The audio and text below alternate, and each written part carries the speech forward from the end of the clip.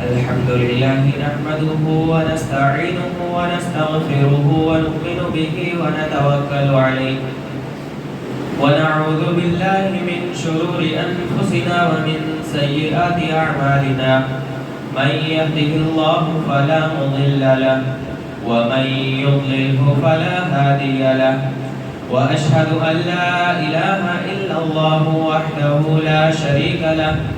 وأشهد أن محمدا عبده ورسوله أما بعد فإن خير الحديث كتاب الله وخير الهدي هدي محمد صلى الله عليه وسلم وشر الأمور محدثاتها وكل محدثة بدعة وكل بدعة ضلالة وكل ضلالة في النار. فقد قال الله سبحانه وتعالى في كلامه المجيد: أعوذ بالله السميع العليم من الشيطان الرجيم من همزه ونفخه ونفثه. بسم الله الرحمن الرحيم. يا أيها الذين آمنوا اتقوا الله حق تقاته ولا تموتن إلا وأنتم مسلمون. يا أيها الناس اتقوا ربكم الذي خلقكم من نفس واحدة وخلق منها زوجها وبث منهما رجالا كثيرا ونساء واتقوا الله الذي تساءلون به والأرحام إن الله كان عليكم رقيبا. يا أيها الذين آمنوا اتقوا الله وقولوا قولا سديدا يصلح لكم أعمالكم ويغفر لكم ذنوبكم ومن يطع الله ورسوله فقد فاز فوزا عظيما. وقال في موضع آخر: يا أيها الذين آمنوا إنما الخمر والميسر والأنصاب والأزلام رجس من عمل الشيطان فاجتنبوه لعلكم تفلحون. إنما يريد الشيطان أن يوقع بينكم العداوة والبغضاء في الخمر والميسر ويصدكم عن ذكر الله وعن الصلاة فهل أنتم منتهون. وأطيعوا الله وأطيعوا الرسول واحذروا فإن توليتم فاعلموا أنما على رسولنا البلاغ المبين. وقال في موضع آخر: قال فبما أغويتني لأقعدن لهم صراطك المستقيم ثم لآتينهم من بين أيديهم ومن خلفهم وعن أيمانهم وعن شمائلهم ولا تجدوا أكثرهم شاكرين. وقال النبي صلى الله عليه وسلم: إن الشيطان قد أيس أن يعبده المصلون في جزيرة العرب ولكن في التحريش بينهم أو كما قال عليه الصلاة والسلام: رب اشرح لي صدري ويسر لي أمري واحلل عقدة من لساني يفقه قولي. ربي زدني علما نافعا ربي زدني علما نافعا ربي زدنی علما نافعا. تمام قسم کی تعریف و توصیف، بڑائی و بزرگی، حمد و کبریائی اللہ وحدہ لا شریک خالق کائنات مالک ارض و سما کے لیے ہے کہ جس نے اس دار فانی کے اندر ہمیں عدم سے وجود بخشا اور ہماری رشد و ہدایت، ہماری رہنمائی، ہماری رہبری کے لیے بے شمار انبیاء اور رسول علیہ السلام کا سلسلہ جاری فرمایا. بعدہ بے شمار درود و سلام نازل ہو تمام انبیاء کرام پر، بالخصوص ہم سب کے آخری نبی جناب محمد رسول اللہ صلی اللہ علیہ وسلم پر، جنہیں اللہ رب العالمین نے مذہب اسلام کی تعلیمات دے کر ہمارے درمیان مبعوث فرمائے. اللهم صل على محمد وعلى آل محمد كما صليت على إبراهيم وعلى آل إبراهيم إنك حميد مجيد. اللهم بارك على محمد وعلى آل محمد كما باركت على إبراهيم وعلى آل إبراهيم إنك حميد مجيد. معزز و مکرم سامعین گرامی اور میری آواز کو سننے والی پاکہ نشین ماں اور بہنوں، یہ بات ہم سے مخفی نہیں ہے کہ شیطان کو اللہ رب العالمین نے آگ سے پیدا کیا. جب اللہ رب العالمین نے حضرت آدم علیہ السلام کو پیدا کیا مٹی سے، اور اللہ رب العالمین نے حضرت آدم علیہ السلام کے اندر اپنی روح پھونکی، تو اللہ رب العالمین نے تمام فرشتوں کو حکم دیا کہ وہ آدم علیہ السلام کا سجدہ کریں. فرشتوں نے اللہ رب العالمین کے اس حکم کی تکمیل کی، اس حکم کی تعمیل کی. لیکن جب ابلیس کی باری آئی، شیطان کی باری آئی، تو اس نے منع کر دیا. آدم علیہ السلام کی پیدائش اور اس واقعے سے پہلے ابلیس جو ہے جنت میں رہا کرتا تھا، لیکن جو ہی اس نے اللہ رب العالمین کی نافرمانی کی، اللہ رب العالمین نے اسے جنت سے نکال دیا، اور ابلیس نے وہاں پر تکبر اختیار کیا، جس کی وجہ سے اسے اللہ رب العالمین کی نعمتوں سے نکال دیا گیا. ابلیس نے کیا کہا کہ میں آدم کو سجدہ کیوں کروں جبکہ تو نے اسے مٹی سے پیدا کیا اور مجھے آگ سے پیدا کیا، اور میں جو ہے بہتر ہوں، آگ مٹی سے بہتر ہے. اس کے بعد جو ہے جب اللہ رب العالمین نے ابلیس کو جنت سے نکالا، تو ابلیس نے اللہ رب العالمین سے عہد و پیمان کیا، اللہ رب العالمین سے ریکویسٹ کی کہ اللہ تو مجھے اتنی مہلت دے کہ قیامت تک آنے والے تیرے بندوں کو میں گمراہ کر سکوں، انہیں بہکا سکوں، انہیں بھٹکا سکوں، راہ راست سے انہیں ہٹا سکوں. تو اللہ رب العالمین نے اسے جو ہے اجازت بھی دے دی. لیکن اللہ رب العالمین نے کہا کہ جب تو انہیں گمراہ کرے گا، تو انہیں بھٹکائے گا، صحیح راستے سے ہٹائے گا، اور جب میرا بندہ میرے پاس آ کر معافی مانگے گا تو میں اس کی معافی کو قبول بھی کروں گا. بیان کرنے کا مقصد یہ ہے کہ ابلیس جو ہے، شیطان جو ہے، انسان کو گمراہ کرنے کے لیے، راہ راست سے ہٹانے کے لیے کئی طرح کے طریقے اپناتا ہے اور کئی حربیں اختیار کرتا ہے کہ وہ انسان کو راہ راست سے ہٹا سکے، انسان کو اللہ رب العالمین کے حکم کی تکمیل نہ کرنے دے. آج کے اس جمعہ کے خطبے میں اسی موضوع کے تحت کچھ گفتگو کی جائے گی کہ وہ کون سے طریقے ہیں یا وہ کون سے حربے ہیں جو شیطان ایک انسان کو گمراہ کرنے کے لیے اختیار کرتا ہے، اپناتا ہے. بلا کسی تاخیر موضوع کا آغاز کرنا مناسب سمجھتا ہوں. تو سب سے پہلا حربہ جو شیطان انسان کو بہکانے کے لیے، راہ راست سے ہٹانے کے لیے اختیار کرتا ہے، وہ یہ کہ جو راہ حق ہے، جو راہ نجات ہے، اس پر شیطان جو ہے اپنا پہرا دیتا ہے. یعنی جو بھی حق بات کو تسلیم کرنے والا ہوتا ہے، یا وہ راہ جو ہمیں نجات کی طرف لے کر جاتی ہے، سیدھا جنت کی طرف لے کر جاتی ہے، اس راہ میں، اس راستے پر شیطان جو ہے درمیان میں کھڑا ہوتا ہے، اور ہر آنے والوں کو مختلف طرح کی باتیں بیان کر کے اور ان کے ذہن و دماغ میں مختلف طرح کے وسوسے ڈال کر کے وہ ایک انسان کو راہ راست سے ہٹا دیتا ہے. ایسی وہ جال اپناتا ہے کہ انسان جو ہے راہ راست پر چلنے کی بجائے دوسری راہوں کو اختیار کرنے لگ جاتا ہے، اور انسان جو ہے دوسری راہوں کی طرف نکل جاتا ہے. تو راہ راست کو چھوڑ کر جو ہے ایک انسان دوسری راہوں کو اختیار کرتا ہے. تو یہ شیطان کی سب سے پہلی چال ہوتی ہے. دلیل کیا ہے؟ دلیل اس کی یہ ہے کہ اللہ رب العالمین نے قرآن مجید کے اندر ارشاد فرمایا کہ قال فبما اغویتنی، شیطان کہتا ہے اللہ رب العالمین سے کہ تو نے مجھے جو ہے گمراہی میں مبتلا کر دیا،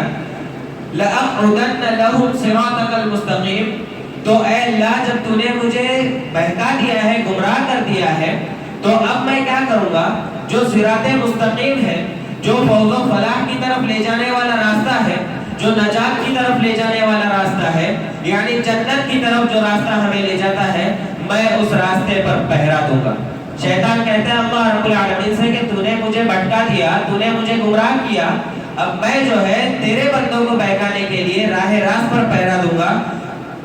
ثم لآتینہم من بین ایدیہم ومن خلفہم، پھر میں ان پر حملہ آور ہو جاؤں گا، ان کو طرح طرح کی باتیں بیان کر کے سناؤں گا اور انہیں جو ہے فتنوں میں مبتلا کروں گا، اور میں جب ان پر حملہ کروں گا تو ان کے سامنے سے آؤں گا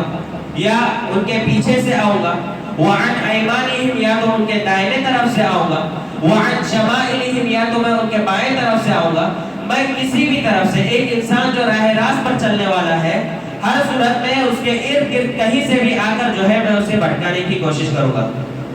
اللہ اور پھر شیطان آگے کہتا ہے، اللہ رب العالمین کہتا ہے کہ وَلَا تَجِدُ أَكْثَرَهُمْ شَاكِرِينَ، کہ شیطان اللہ رب العالمین سے کہتا ہے کہ یہ جو بندے راہ راست پر چلنے کے لیے آئیں گے تو ان میں سے بہت ہی کم لوگوں کو تو شکر گزار پائے گا۔ یعنی شیطان یہ چال اپنائے گا کہ راہ راست پر اپنا ڈیرا جمائے گا، راہ راست پر وہ پہرا دے گا، اور ہر نجات والی راہ کو اختیار کرنے والے شخص کے لیے، راہ راست پر اور راہ حق پر چلنے والے شخص کے لیے ایسی ایسی چیزیں بیان کر کے سنائے گا کہ وہ لوگ جو ہے اپنے راستے سے پھر جائیں گے، اور بہت ہی کم لوگ ایسے ہوں گے جو اللہ رب العالمین کی شکر گزاری کرنے والے ہوں گے، بہت کم لوگ ایسے ہوں گے جنہیں راہ راست پر چلنے کے لیے آسانی ہوگی، اس کے باوجود کہ شیطان جو ہے ان کے لیے پہرا دے رہا ہوگا۔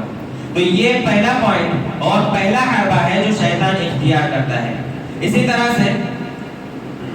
جب ایک انسان کوئی ایسا کام کرنے جاتا ہے، یا جب ایک انسان کوئی ایسا کام کرنا چاہتا ہے جس میں اس کے لیے دنیا و آخرت کی بھلائی ہو، اور وہ کام ایسا ہو کہ جس کے ذریعے سے اللہ رب العالمین کا تقرب حاصل کیا جائے، تو ایسی صورت میں بھی شیطان کی بہت بڑی چال، بہت بڑی سازش یہ ہوتی ہے کہ وہ بندوں کو جو ہے اللہ رب العالمین کی عبادت سے روکنے کی کوشش کرتا ہے۔ عبادت جو ہے یہ انسان کی دنیا و آخرت سنوار دیتی ہے، اسی طرح سے عبادت جو ہے انسان کو اللہ رب العالمین کے قریب کر دیتی ہے۔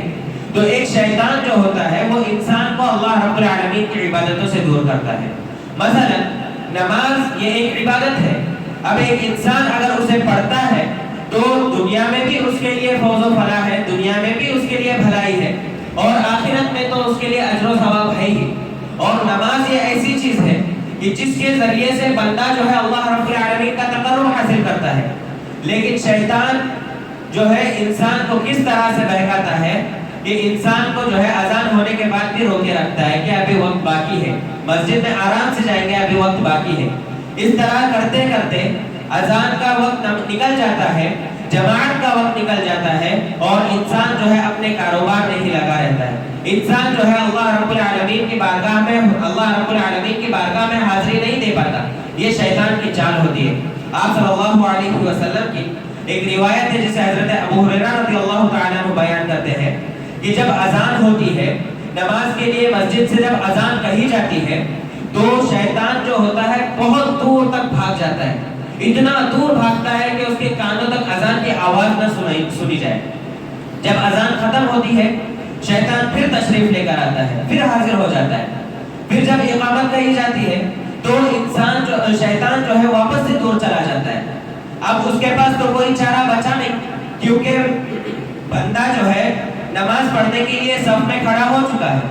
تو اقامت ہونے کے بعد شیطان پھر واپس آتا ہے اور انسان کے اور اس کے دل کے درمیان وہ حائل ہو جاتا ہے،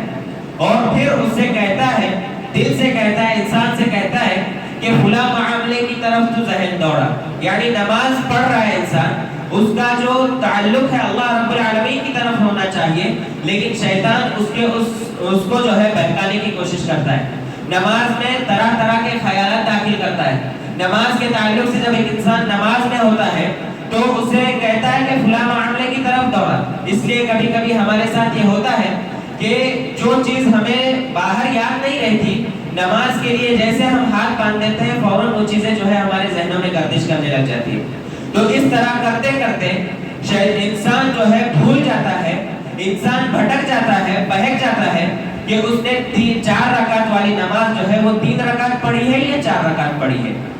تو آپ صلی اللہ علیہ وسلم نے اس تعلق سے ہماری رہنمائی یہ فرمائی کہ اگر ایسا معاملہ ہو جاتا ہے تو ایسی صورت میں آخر میں سجدہ سہو کر لیا کرو۔ تو گویا کہ معلوم یہ ہوا، بیان کرنے کا مقصد یہ ہے کہ جو چیزیں، جو اعمال ہمیں راہ حق کی طرف لے جاتے ہیں، جو اعمال ہمیں جنت کی طرف لے جانے والے ہیں، ان اعمال سے شیطان ہمیں بہکاتا ہے، اور یہ شیطان کا سب سے پہلا حربہ ہوتا ہے جو وہ اپنے بندوں کو بہکانے کے لیے اختیار کرتا ہے۔ دوسری چیز جو شیطان انسان کو بہکانے کے لیے اپناتا ہے وہ یہ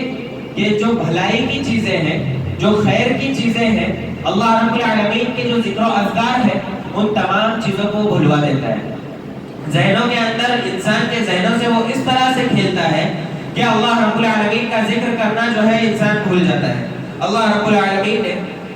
قرآن مجید کے اندر ارشاد فرمایا کہ استحوذ علیہم الشیطان، کہ شیطان نے ان پر غلبہ حاصل کر لیا،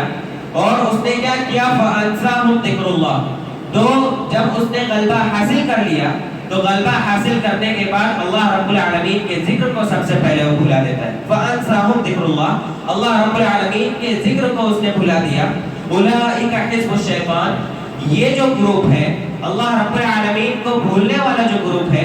یہ شیطان کا گروپ ہے۔ أَلَا إِنَّ حِزْبَ الشَّيْطَانِ هُمُ الْخَاسِرُونَ، اور پھر آگے اللہ رب العالمین کہتا ہے کہ خبردار ہو جاؤ، یہ بات اچھی طرح سے سن لو کہ شیطان کا جو گروپ ہے یہ خسارہ اٹھانے والوں میں سے ہے۔ تو گویا کہ اس آیت کریمہ پر اگر ہم غور کریں تو یہ بات معلوم ہوتی ہے کہ جب شیطان غلبہ حاصل کر لیتا ہے، جب شیطان کسی کے دماغ پر اپنا اختیار یا کسی نفس پر اپنا اختیار حاصل کر لیتا ہے، تو سب سے پہلے جس چیز کو وہ ختم کرتا ہے وہ اللہ رب العالمین کے ذکر کو ختم کرتا ہے۔ اللہ رب العالمین کا ذکر کیا ہے؟ اللہ رب العالمین کا ذکر یہ خیر کا باعث ہے، اللہ رب العالمین کا ذکر یہ خیر کا ضامن ہے، تو شیطان جو ہے سب سے پہلے اسی چیز کو بھلا دیتا ہے۔ لیکن جو لوگ اس کے بہکاوے میں آتے ہیں، اللہ رب العالمین کے ذکر کو بھول جاتے ہیں، تو اللہ رب العالمین کہتا ہے کہ یہ لوگ شیطان کے ساتھی، شیطان کا گروپ ہے، اور یہ جو شیطان کے ساتھی ہے یہ خسارہ اٹھانے والوں میں سے ہے۔ اسی طرح سے شیطان جس چیز کو اپناتا ہے، جس حربے کو اور جس طریقے کو اپناتا ہے تاکہ وہ لوگوں کو گمراہ کر سکے، اس میں سے ایک طریقہ یہ بھی ہے کہ انسان کے دلوں میں جو ہے فقیری، محتاجگی کا ڈر داخل کر دیتا ہے اور کنجوسی کا حکم دیتا ہے۔ یعنی انسان کو اللہ رب العالمین کے راستے میں خرچ کرنے کا حکم دیا گیا ہے، وَأَنفِقُوا فِي سَبِيلِ اللَّهِ، کہ تم جو ہے اللہ رب العالمین کے راستے میں خرچ کرو۔ لیکن جب ایک انسان اللہ رب العالمین کے راستے میں خرچ کرنے جاتا ہے، کسی مسجد میں یا مدرسے کے لیے کچھ ڈونیشن دینے جاتا ہے، تو ایسی صورت میں شیطان جو ہے اسے روکتا ہے کہ نہیں، تو غریب ہو جائے گا، تیرا مال ختم ہو جائے گا، تو فقیر ہو جائے گا، تو کس کے سامنے ہاتھ پھیلائے گا۔ یہ تمام چیزیں جو ہے ایک شیطان انسان کے سامنے، انسان کے ذہنوں میں پیدا کرتا ہے، وسوسے داخل کرتا ہے، اور انسان کو جو ہے خیر کے کاموں سے روکتا ہے، اللہ رب العالمین کے راستے میں خرچ کرنے سے روکتا ہے۔ اور پھر اس کا نتیجہ یہ ہوتا ہے کہ جب ایک انسان خیر کے کاموں میں خرچ کرنے سے رک جاتا ہے تو اس کے برعکس وہ برائی کے، فحاشی کے کاموں میں جو ہے اس کا خرچے چالو ہو جاتے ہیں۔ تو شیطان جو ہے خیر کے کاموں میں، بھلائی کے کاموں میں خرچ کرنے کو فقیری اور محتاجگی کے وسوسے داخل کرتا ہے، اور فحاشی، عریانیت اور بری چیزوں میں خرچ کرنے کے لیے شیطان کسی طرح کا کوئی وسوسہ داخل نہیں کرتا۔ اللہ رب العالمین نے قرآن مجید کے اندر اس کا نقشہ یوں کھینچا ہے۔ اللہ رب العالمین نے فرمایا کہ الشیطان یعدکم الفقر ویأمرکم بالفحشاء، کہ شیطان جو ہے تمہیں فقر سے، غریبی سے، فقیری سے، تنگدستی سے تمہیں ڈراتا ہے۔ اللہ رب العالمین کہتا ہے کہ شیطان تمہیں تنگدستی سے ڈراتا ہے، ویأمرکم بالفحشاء، اور تنگدستی سے ڈراتا تو ہے لیکن ساتھ میں وہ کیا کرتا ہے؟ تمہیں برے کاموں کے کرنے کا حکم دیتا ہے کہ تم جو اپنا پیسہ ہے برے کاموں میں خرچ کرو، موویز دیکھنے جاؤ، تھیٹروں میں خرچ کرو، اور جو کچھ بھی برائی کے کام ہو سکتے ہیں ان تمام چیزوں میں تم اپنے پیسوں کو خرچ کرو۔ اور پھر آگے اللہ رب العالمین کہتا ہے کہ وَاللَّهُ يَعِدُكُم مَغْفِرَةً مِّنْهُ وَفَضْلًا، اللہ رب العالمین تم سے یہ وعدہ کرتا ہے کہ اللہ رب العالمین تمہیں معاف کرے گا اور تمہیں اپنا خصوصی فضل جو ہے تمہیں عطا کرے گا۔ کن لوگوں کے لیے وعدہ کرتا ہے؟ جو شیطان کے اس وسوسے میں نہیں آتے، شیطان جو فقیری، محتاجی، تنگدستی کا جو وسوسہ انسان کے ذہنوں میں ڈالتا ہے، جو اس کے باوجود بھی اللہ رب العالمین کے راستے میں خرچ کرتے ہیں، تو ایسے لوگوں کے لیے اللہ رب العالمین وعدہ کرتا ہے کہ اللہ رب العالمین ان لوگوں کی مغفرت کرے گا، ان لوگوں کے گناہوں کو بخش دے گا، اور اللہ رب العالمین ایسے لوگوں پر اپنا خصوصی فضل جو ہے عطا کرے گا۔ آگے اللہ رب العالمین نے فرمایا کہ واللہ واسع علیم، اللہ رب العالمین بہت گشادہ علم رکھنے والا ہے۔ تو اس آیت کریمہ سے یہ بات معلوم ہوتی ہے کہ شیطان جو ہے انسان کو بہکانے کے لیے بہت سے طریقے اپناتا ہے، جن میں سے ایک طریقہ یہ بھی ہوتا ہے کہ انسان کو فی سبیل اللہ خرچ کرنے سے روکتا ہے اور اسے جو ہے فقیری اور محتاجگی کا ڈر دکھاتا ہے۔ لیکن اللہ رب العالمین قرآن مجید میں ایک اور مقام پر ارشاد فرماتا ہے یمحق اللہ الربا ویربی الصدقات، کہ جو سودی لین دین کرتے ہیں ان کو دھمکا رہا ہے کہ تمہیں لگتا ہے کہ بظاہر سود کے ذریعے سے تمہارا مال بڑھ رہا ہے، لیکن اللہ رب العالمین کہتا ہے کہ سود کی وجہ سے تمہارا مال گھٹتا جاتا ہے، وَيُرْبِ الصَّدَقَاتِ، اور اللہ رب العالمین صدقات و خیرات کے ذریعے سے تمہارے مالوں میں اضافہ کرتا ہے۔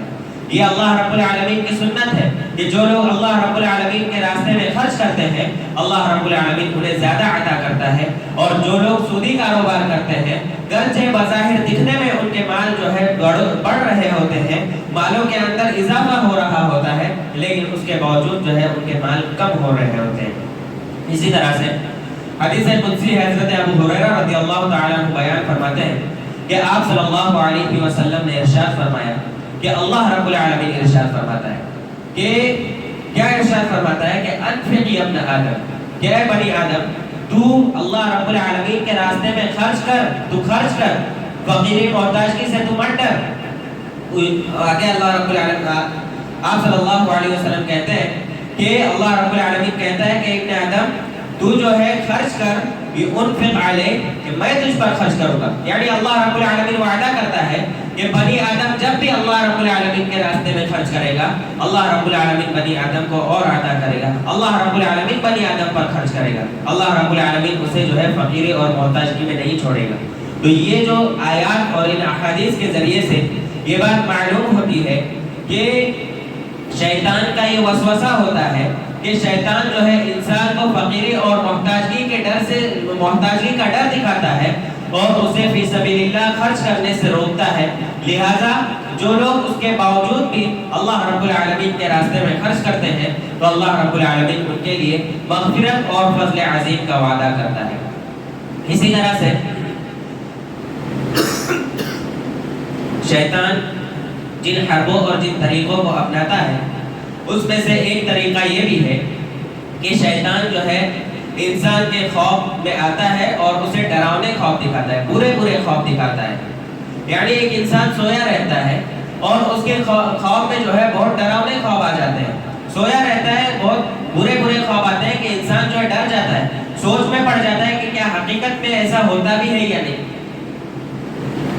آپ صلی اللہ علیہ وسلم کی روایت ہے، آپ صلی اللہ علیہ وسلم نے ارشاد فرمایا کہ انسان جو خواب دیکھتا ہے اس کی 3 قسمیں ہیں، یعنی انسان کے خواب کی 3 قسمیں ہیں۔ پہلی قسم یہ ہے کہ انسان ڈراؤنے خواب دیکھتا ہے جو شیطان کی طرف سے ہوتے ہیں، اور شیطان کی طرف سے اس لیے ہوتے ہیں کہ وہ اللہ رب العالمین کے مومن بندوں کو یا اللہ رب العالمین کی اطاعت کرنے والے بندوں کو ڈرائے اور وہ ان کو راہ راست سے ہٹا سکے۔ دوسرے خوف کی دوسری قسم وہ ہوتی ہے کہ انسان بیداری کی حالت میں کچھ سوچ رہا ہوتا ہے اور جب وہ سوتا ہے تو وہی چیزیں اس کے ذہن و دماغ میں گردش کرتی ہے، وہی چیزیں وہ خوف میں بھی دیکھتا ہے۔ اور تیسری چیز خوف کی تیسری قسم یہ ہے کہ آپ صلی اللہ علیہ وسلم نے فرمایا کہ وہ نبوت کا 46واں حصہ ہوتے ہیں۔ تو گویا کہ خوف جو ہے 3 طریقوں سے آتے ہیں، ایک تو ڈراؤنے خوف آتے ہیں جو شیطان کی طرف سے ہوتے ہیں، جس کے ذریعے سے شیطان اللہ رب العالمین کے بندوں کو ڈراتا ہے اور اللہ رب العالمین سے دور کرنے کی کوشش کرتا ہے۔ دوسرا خوف جو انسان بیداری کے حالت میں کچھ سوچ رہا ہوتا ہے تو سونے کے بعد بھی جو ہے وہ خوف اسے آ جاتے ہیں۔ اب جب یہاں پر مسئلہ یہ آتا ہے کہ انسان اگر برے خوف دیکھتا ہے یا ڈراؤنے خوف دیکھتا ہے تو ایسی صورت میں اسے کیا کرنا چاہیے؟ آپ صلی اللہ علیہ وسلم کی تعلیم یہ ہے کہ ایسے موقع پر وہ خوف جو ہے جو اس نے دیکھا ہے وہ کسی سے شیئر نہ کرے، کسی کو بیان نہ کرے۔ صحیح مسلم کی روایت ہے، حضرت جابر بن عبداللہ رضی اللہ تعالیٰ عنہ بیان فرماتے ہیں کہ ایک شخص جو ہے نبی اکرم صلی اللہ علیہ وسلم کے پاس آتا ہے اور کہتا ہے کہ رأیت فی المنام کأن رأسی قطع،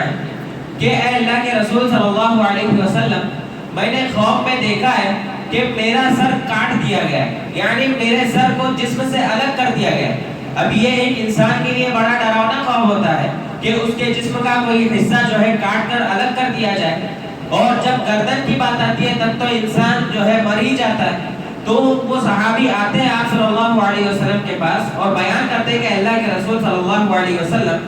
میں خواب میں دیکھتا ہوں کہ میرا سر جو ہے کاٹ دیا گیا ہے، میرے سر کو جسم سے الگ کر دیا گیا ہے۔ تو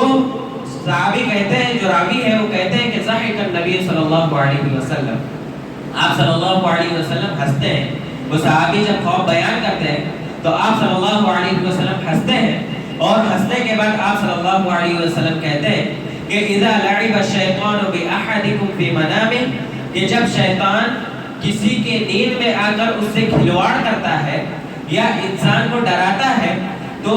فلا یحدث به الناس، تو ایسی صورت میں اس خوف کو لوگوں کے سامنے بیان نہیں کرنا چاہیے۔ تو یہ آپ صلی اللہ علیہ وسلم کی تعلیم ہے کہ آپ صلی اللہ علیہ وسلم نے منع کیا ہے کہ اگر ہم کوئی ڈراؤنا خواب دیکھیں تو اسے جو ہے ہم لوگوں کے سامنے شیئر کریں۔ تو یہ شیطانی حربیں ہیں جو شیطان انسان کو راہ راست سے بھٹکانے کے لیے، جو شیطان انسان کو جو ہے صحیح راستے سے ہٹانے کے لیے اختیار کرتا ہے۔ اس کے علاوہ اور بھی کئی حربیں وہ اختیار کرتا ہے، جن میں سے ایک یہ ہے کہ شیطان جو ہے مسلمانوں کے درمیان پھوٹ ڈالتا ہے، آپس میں ایک دوسرے کے تعلق سے بھڑکانا، اکسانا، ایک دوسرے کے تعلق سے اختلاف پیدا کرنا، یہ تمام چیزیں جو ہے شیطان اختیار کرتا ہے، اور ان چیزوں کے ذریعے سے شیطان کو جو ہے بڑا سکون حاصل ہوتا ہے۔ جیسا کہ آپ صلی اللہ علیہ وسلم کی روایت ہے کہ ان الشیطان قد ائس ان یعبده المصلون فی جزیرۃ العرب، کہ شیطان اس چیز سے نا امید ہو چکا ہے، شیطان اس چیز سے مایوس ہو چکا ہے کہ عرب جیسے علاقے میں، جزیرہ عرب میں اس کی عبادت کی جائے، یعنی عرب میں جو ہے شیطان کی اطاعت اور اس کی پیروی نہیں کی جائے گی۔ یہ اس چیز سے شیطان جو ہے مایوس ہو چکا ہے، نا امید ہو چکا ہے، لیکن اس کے باوجود بھی شیطان جو ہے چھوڑتا نہیں ہے۔ شیطان کیا کرتا ہے؟ وَلَكِنْ فِي التَّحْرِيشِ بَيْنَهُمْ، بلکہ شیطان کی چال اس کے اگلا اسٹیپ وہ یہ اٹھاتا ہے کہ وہ لوگوں کو آپس میں لڑاتا ہے، لوگوں کو آپس میں بھیڑاتا ہے، اور اس کے ذریعے سے وہ اختلاف پیدا کرتا ہے، مسلمانوں کے درمیان پھوٹ ڈالتا ہے۔ اسی طرح سے آپ صلی اللہ علیہ وسلم کی ایک اور روایت، یہ جو شیطان پھوٹ ڈالتا ہے وہ عام مسلمانوں کی بنسبت جو ہے شیطان میاں بیوی کے درمیان زیادہ پھوٹ ڈالتا ہے،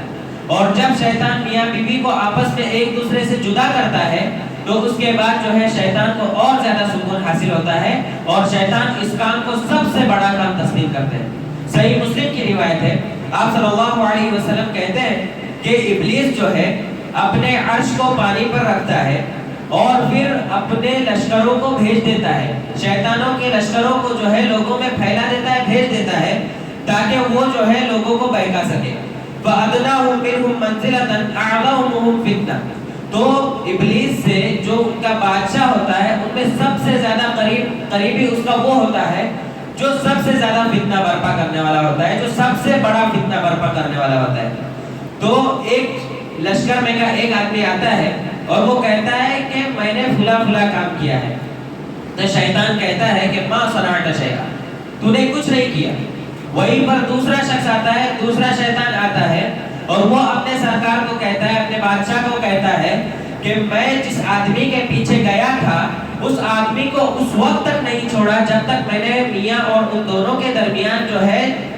تفرق پیدا کر دیا، دونوں کے درمیان جو ہے پھوٹ ڈال دی، دونوں کو الگ الگ کر دیا۔ تو شیطان جو ہے اس سے اپنے قریب کرتا ہے اور اس سے کہتا ہے کہ تو ہی سب سے بہتر ہے اور تو نے سب سے بہترین کام کیا ہے۔